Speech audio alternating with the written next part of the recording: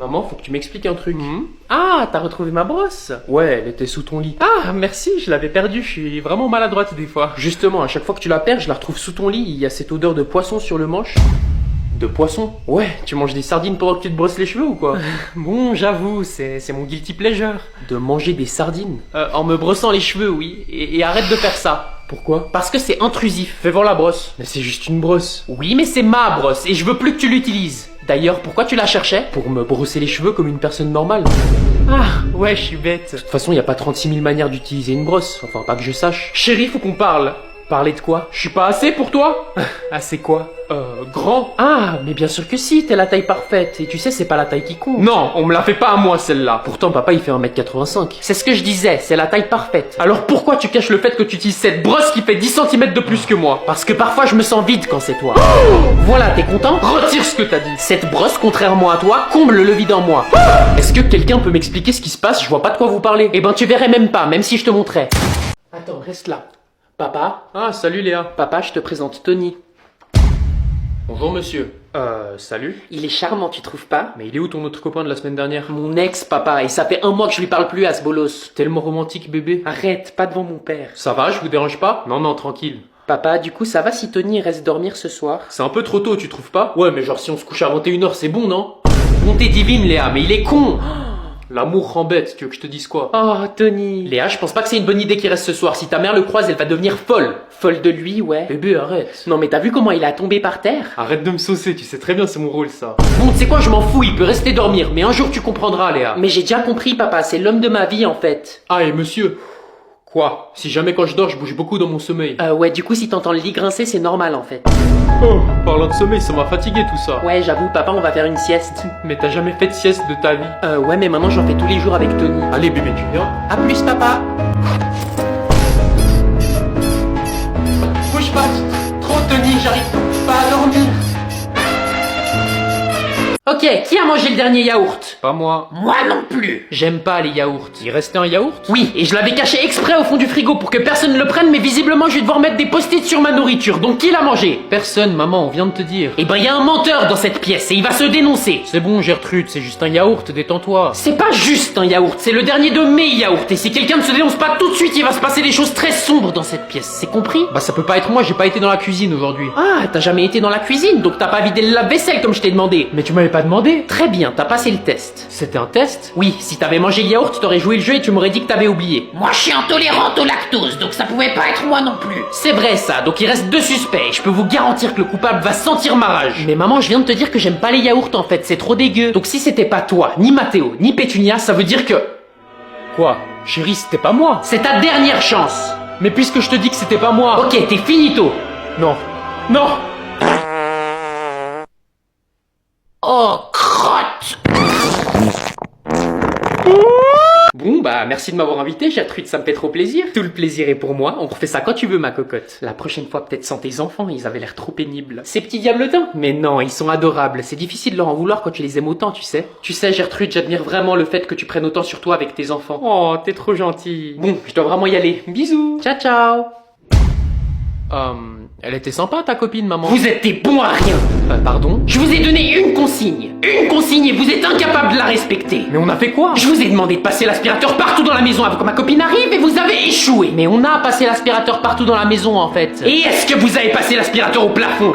Mais quoi? Oui, parce que cette cruche m'a bien fait remarquer que le plafond était sale. Maman, tu délires complètement là. C'est ça que vous voulez, hein? Qu'on soit une famille sale? Parce que je peux vous garantir que le mot va tourner chez mes copines. Mais non, maman. Non, mais je les imagine déjà en train de parler dans mon dos. Ah, le plafond chez Gertrude est crasseux, la poussière me fait des allergies, les enfants de Gertrude sont mal éduqués. Mais respire, maman. Respire, respire, vous la voyez pas la poussière flotter dans l'air là? Oh, et là, oh, et là, encore là. Elle a pété les plombs. C'est bon, t'as assez bu? Bon, c'est pour aujourd'hui ou pour demain? Mathéo? Mathéo? Mathéo, non! Maman, pourquoi le monsieur là-bas, il a pas ses bras? Mathéo, non! Mathéo! Arrête tout de suite! En plus, il est trop moche! Mathéo, c'est inacceptable de faire ça. Maman, le monsieur, il peut encore manger du chocolat? Arrête ça tout de suite! De toute façon, c'est mieux s'il mange pas de chocolat, il est déjà moche, alors en plus, s'il grossit... Mais il y peut rien, c'est pas sa faute, ça peut arriver à n'importe qui. Quoi? Même à moi? Oui, même à toi. Ah non, S'il te plaît, ne pleure pas. Il est horrible. Horrible. Oh ah maman, je suis dégoûté. Maman, j'ai pas envie de vivre ça. Je veux pas que ça m'arrive à moi. Je t'en supplie, arrête. Enfin bref, c'est pas grave, je continue mon histoire. Du coup, l'autre jour, j'étais en ville, en train de m'acheter un nouveau top chez Zara. Merde, j'ai besoin de péter. Je crois que je commence à avoir faim. Mais on vient de manger. Ouais, et j'aurais jamais dû bouffer du chou-fleur, non mais je suis con ou quoi? Bref, et du coup, quand je voulais essayer le top, il y a Oh, j'ai mal au bide, faut vite que je trouve une solution. Genre, ça m'a trop vexé, je te jure. Ok, peut-être si j'écarte un peu mes fesses, j'arrive à faire un paix silencieux en espérant que ça pue pas trop. Tu m'écoutes même? Ok, mes fesses sont écartées, maintenant faut juste que je pousse. Non mais tu vois, c'est à chaque fois la même chose, les gars ne m'écoutent pas en fait. Allez. Allez. C'est comment, je t'intéresse pas? Sors, putain. Oh, je crois pas que j'ai réussi. Madame? Alors, comment va mon fils? J'ai dû l'ouvrir. Quoi? Son dossier médical, je devais vérifier s'il a des allergies. Ah, vous m'avez fait peur. Oui, vous inquiétez pas, il a rien senti. Il est dans un endroit meilleur maintenant. Il est mort? Mais ça va pas la tête de crier comme ça, madame. Bien sûr que non, il est pas mort. Il a rien senti parce que l'anesthésie a bien marché et on l'a déplacé dans une meilleure chambre. Et ben la prochaine fois, vous préciserez avant de me faire des frayeurs comme ça. Non mais on est où? À l'hôpital, madame. Eh ben merci, trou du cul, j'étais pas au courant. Maintenant tu vas tout de suite me donner des nouvelles de mon fils si tu veux pas finir au bloc respiratoire avec mon poing au fond de la gorge. Je suis désolé, il est maladroite. Tu es maladroit et t'apprendras à parler français parce que t'es pas une femme à ce que je sache. Non, madame, votre fils est mal à droite. L'opération s'est mal passée, on a dû amputer son bras droit. Il a dit la même chose en se réveillant. Tiens, elle vient de poster une story d'elle-même, ce qui veut dire qu'elle cherche de l'attention. Et comme elle a pas mal d'abonnés, il y aura sûrement 10 autres gars dans ses DM. Donc je dois agir vite, mais pas trop vite pour pas avoir l'air désespéré. Meuf, j'aime trop ton haut. Ah merci, c'est gentil, je viens de mettre une photo en story. T'as trop raison, tu vas recevoir plein de compliments en fait. Je vais pas la complimenter sur son haut, c'est pas assez original. Si je lui fais un compliment comme tous les autres gars, elle risque de me laisser en vue et ce sera la fin du match. Il y a toutes mes potes qui adorent mon haut, je suis trop contente. Il y a des gars qui t'ont répondu. Pas encore, mais j'espère. Je vais lui poser une question qui n'a rien à voir pour piquer son intérêt. De cette façon, elle va me trouver mystérieux et elle pourra pas résister à la tentation de me répondre. Et hop, c'est envoyé. Ah, il y a un gars qui vient de répondre à ma story. Ah, trop bien, il t'a dit quoi? T'es forte au bowling. Wesh, mais c'est quoi le rapport en fait? Je sais pas, mais il est chelou. Elle m'a répondu en moins de 2 minutes et en plus elle me pose une question en retour. Je suis vraiment le génie que je pense être. Je vais maintenant la faire rire parce que comme le dicton le dit, femme qui rit à moitié dans son lit. Il vient de me dire, moi non plus, emoji qui rigole. Y a quoi de drôle? Et maintenant pour le coup de grâce, je passe en mode Super Saiyan. Comme le célèbre dicton le dit, qui est fort au bowling est nul au lit. Donc je vais lui montrer que je suis nul au bowling pour lui faire comprendre que je suis fort au lit. Elle pourra donc plus me résister. Attends, il m'a envoyé une vidéo de lui, viens voir.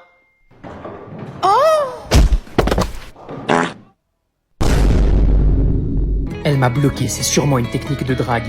Bon, j'y vais. Tu feras attention. Ouais. Il y a un jeune homme qui est mort écrasé par un camion. Et voilà, c'était sûr, c'est à chaque fois la même chose. Bah quoi? Faut que t'arrêtes de lire les faits divers, maman. Tu te fais des idées pour rien. Mais il avait ton âge. J'ai pas envie de savoir. Et il vivait dans notre quartier. Mais je m'en fous. Ah bon? Le pauvre, il sortait voir ses potes. Non, t'abuses là. Tu te rends compte des chances que ça arrive? Il s'appelait Mathéo. Quoi? Il était décrit comme moustachu et barbu avec des cheveux bouclés. Il est mort à 16h. Ah, bah j'y vais alors. Monsieur? Quoi? Je peux aller aux toilettes? T'iras à la pause. Mais c'est pressant. Eh ben la prochaine fois tu viendras en classe avec des couches si c'est trop compliqué pour toi de serrer ton trou de balle pendant 1 heure. Monsieur, je dois aussi y aller. Attends, laisse-moi réfléchir. Non, mais c'est pas la même chose en fait. Vous avez tous un missile dans le fion ou c'est comment? Non, j'ai mes règles. Ma règle. On peut dire que le problème est réglé. Non mais il est débile ou quoi? Monsieur, c'est écrit dans le règlement que vous êtes obligé de nous laisser faire nos besoins. Vous savez ce que j'en ai fait de votre règlement? Non. Je me suis torché le cul avec pendant que je posais un classique. Durant la pause. Hein? Qui vous a permis de partir? Vous partirez quand je vous aurai autorisé. Mais je comprends pas, putain. Elle t'a laissé en remis? Ouais, comment tu sais? C'est simple, tu regardes ton tel toutes les 2 secondes et tu t'énerves comme un gamin de 5 ans. Ah bon? Ça fait combien de temps? De quoi? Qu'elle t'a pas répondu. Ça fait 7 heures déjà. Ok, l'heure est grave. Ça veut rien dire, si ça se trouve, elle fait une sieste. Tu crois vraiment qu'une meuf va se séparer de son tel plus de 10 minutes? Bah ouais, je sais pas moi. Non, tu cherches des excuses et elle essaie de rentrer dans ta tête, t'es en train de lui courir après. Mais je lui cours pas après, moi. Laisse-moi deviner, t'engages toutes les conversations et elle te répond juste assez pour te faire croire que t'as une chance et pendant ce temps, toi tu la bombardes de compliments dans l'espoir qu'elle craquera pour toi? C'est exactement ça. Eh ben t'es en train de lui courir courir après, comme un petit chien. Et c'est pas cool d'être le petit chien de quelqu'un d'autre, n'est-ce pas? C'est nul. Eh ben on va changer ça, et pour commencer tu vas arrêter d'engager les conversations. Non, c'est mort, on va plus se parler si je fais ça. T'es faible d'esprit, arrête de vivre dans la peur. Peut-être qu'au début vous allez plus vous parler, mais je te garantis qu'au bout de quelques jours elle va se rendre compte de ton absence, qu'elle le veuille ou pas, et elle va se poser des questions. Des questions comme quoi? Qu'est-ce qui a changé? Pourquoi il m'écrit plus? Est-ce que j'ai perdu mon charme? Et tu sais ce qui va se passer ensuite? Non. C'est elle qui va venir à toi, elle va engager les conversations, elle va essayer d'attirer ton attention, peut-être même qu'elle va te complimenter. Et tout ça dans le but de récupérer toute l'attention que tu lui donnais, parce qu'au final elle te veut pas toi, elle veut ton attention. Mais t'es un génie en fait. Tu joueras aux échecs pendant qu'elle joue aux dames, et au final ce sera elle le petit chien qui te court après. Ouais, la roue va tourner. Alors? Elle m'a bloqué, j'aurais jamais dû t'écouter. Mais pourquoi? Tu lui as dit quoi? Bah je lui ai dit que c'était une chienne. Quoi? Mais c'était une métaphore. Eh ben je vais te les foutre dans le cul tes métaphores.